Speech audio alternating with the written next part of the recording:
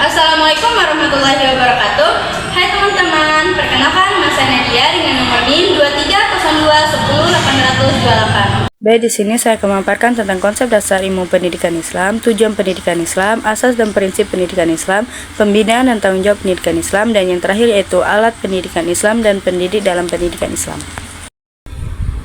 Di sini saya akan memaparkan tentang konsep dasar ilmu pendidikan Islam. Pendidikan Islam memiliki beberapa konsep dasar yang menjadi landasan dan kerangka kerjanya. Berikut beberapa di antaranya. Yang pertama yaitu ada tujuan pendidikan Islam.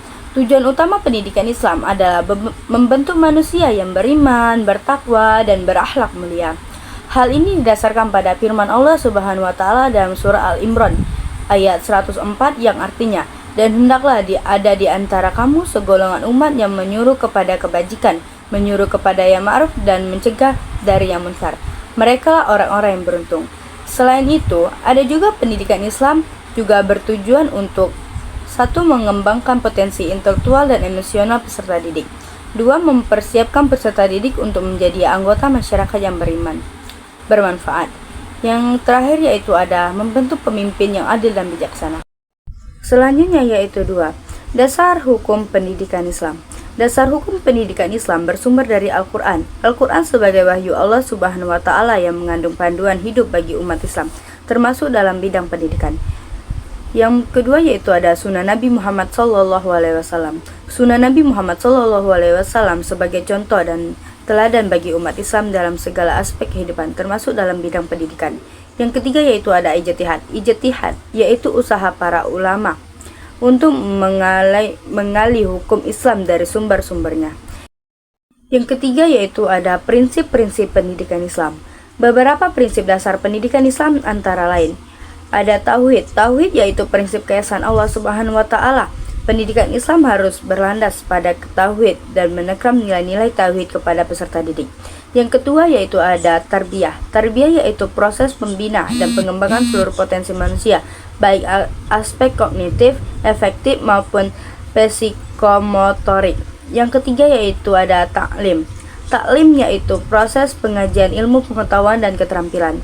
Yang keempat yaitu ada tazkiyah. Tazkiyah yaitu proses pensucian jiwa dan hati dari sifat-sifat tercela.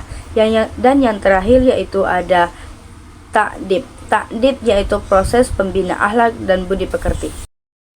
Dan yang keempat yaitu ada ruang lingkup pendidikan Islam. Ruang lingkup pendidikan Islam meliputi pendidikan agama. Pendidikan agama yaitu pendidikan yang bertujuan untuk memberikan pemahaman tentang Islam dan ajarannya kepada peserta didik. Yang kedua yaitu ada pendidikan umum. Pendidikan umum yaitu pendidikan yang bertujuan untuk mengembangkan pengetahuan dan keterampilan umum peserta didik. Yang ketiga yaitu ada pendidikan akhlak. Pendidikan akhlak yaitu pendidikan yang bertujuan untuk membangun akhlak mulia dan budi pekerti luhur pada peserta didik. Yang keempat yaitu ada pendidikan keterampilan. Pendidikan keterampilan yaitu pendidikan yang bertujuan untuk membekali peserta didik dengan keterampilan yang bertujuan untuk hidup mandiri dan berkarya. Yang kelima yaitu ada metode pendidikan Islam. Pendidikan Islam menggunakan berbagai metode untuk mencapai tujuannya. Antara lainnya, metode ceramah. Metode ceramah yaitu metode penyampaian materi secara langsung oleh pendidik kepada peserta didik.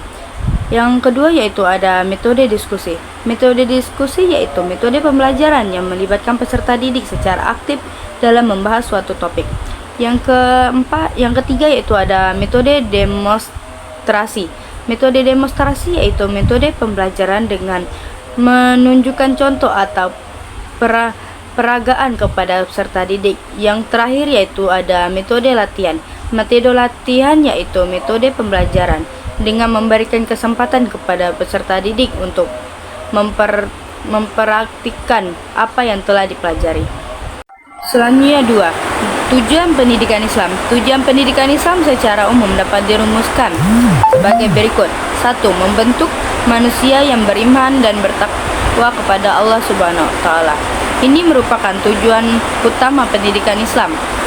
Manusia yang beriman dan bertakwa adalah manusia yang meyakinkan Allah Subhanahu wa taala sebagai satu-satunya Tuhan dan pencipta alam semesta, serta menjalankan segala perintahnya dan menjauhi segala larangannya. Yang kedua yaitu ada membentuk masyarakat dan berakhlak mulia. Manusia yang berakhlak mulia adalah manusia yang memiliki sifat terpuji seperti jujur, adil, amanah, sabar, dan sebagainya.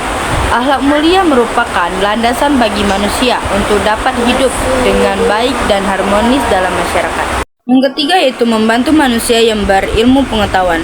Ilmu pengetahuan merupakan alat yang sangat penting bagi manusia yang dapat hidup dengan baik dan bermanfaat bagi orang lain. Pendidikan Islam haruslah mampu memberikan ilmu pengetahuan yang bermanfaat bagi kehidupan dunia dan akhirat. Yang keempat yaitu ada membentuk manusia yang cekap dan kreatif. Manusia yang cekap dan kreatif adalah manusia yang mampu menyelesaikan masalah dan menciptakan sesuatu yang baru. Pendidikan Islam haruslah mampu mengembangkan kemampuan dan kreativitas peserta didik agar mereka dapat menjadi manusia yang mandiri dan bermanfaat bagi masyarakat. Poin ketiga yaitu ada asas dan prinsip pendidikan. Pendidikan Islam memiliki landasan yang kokoh yaitu asas dasar dan prinsip yang menjadi panduan dalam proses belajar mengajar. Asas pendidikan Islam. Asas pendidikan Islam merupakan landasan filosofis yang mendasari keseluruhan aktivitas pendidikan.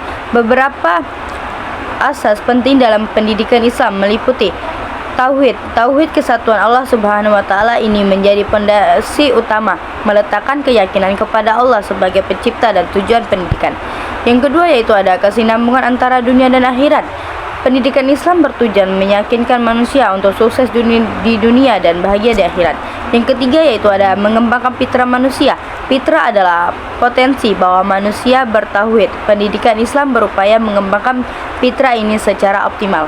Materi selanjutnya yaitu pembina dan tanggung jawab pendidikan Islam.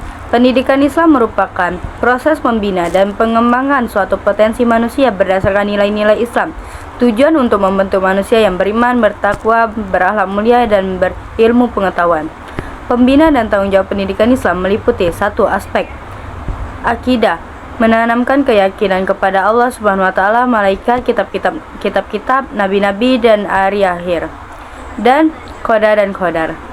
Membiasakan peserta didik untuk beribadah dengan benar, mengajarkan ilmu tauhid dan akhlak. Yang kedua yaitu ada aspek akal, mengembangkan kemampuan berpikir kritis dan logis, membiasakan peserta didik untuk mencapai ilmu pengetahuan, mengajarkan ilmu sains dan teknologi.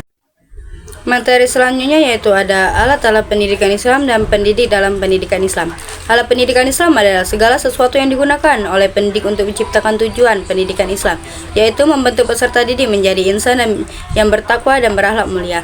Alat-alat pendidikan Islam ini bisa membentuk materi fisik maupun non-materi fisik. Macam-macam alat pendidikan Islam. Materi fisik, sarana dan prasarana. Ini termasuk gedung sekolah, ruang kelas, papan tulis, buku pelajaran, dan lain sebagainya yang menunjang kegiatan belajar mengajar. Media pembelajaran ini bisa berupa alat paraga, LCD, proyektor, komputer, dan lain-lain yang bisa membantu guru menyampaikan materi pembelajaran. Selanjutnya non-material atau non-fisik. Keteladanan. Pendidik menjadi contoh yang baik bagi peserta didik dalam berperilaku dan bertutur kata. Membiasakan peserta didik melakukan amalan baik seperti sholat, puasa, membaca Al-Quran, dan lain sebagainya. Selanjutnya nasihat, anjuran pemerintah dan larangan. Memberikan arahan dan bimbingan kepada peserta didik tentang apa yang boleh dan tidak boleh dilakukan menurut ajaran Islam. Selanjutnya itu mujazah, pujian dan hadiah. Memberikan penghargaan kepada peserta didik yang berprestasi atau berperilaku baik. Selanjutnya itu ada takzir atau teguran. Memberikan teguran kepada peserta didik yang melakukan kesalahan dengan tujuan untuk memperbaikan. Terima kasih yang telah menyaksikan. Saya Firi. Wassalamualaikum warahmatullahi wabarakatuh.